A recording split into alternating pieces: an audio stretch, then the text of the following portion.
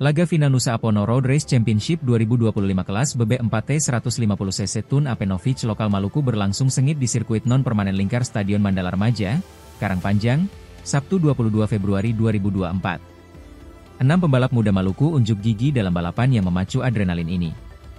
Muhammad Raihan Hasan memulai balapan dari posisi terdepan, diikuti oleh Reza Hetapi, Crislance Pasanea, Juan Parera, Alfaizi, dan Marciano Risakota yang menempati grid terakhir.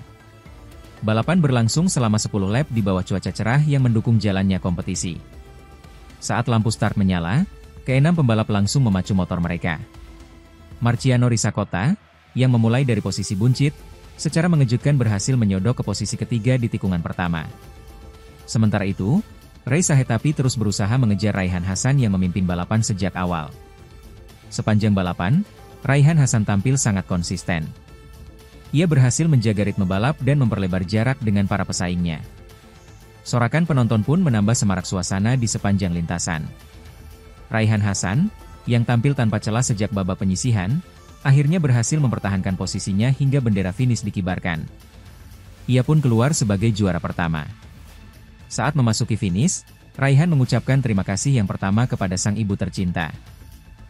Mama dan keluarga, Download Tribun X sekarang, menghadirkan lokal menjadi Indonesia.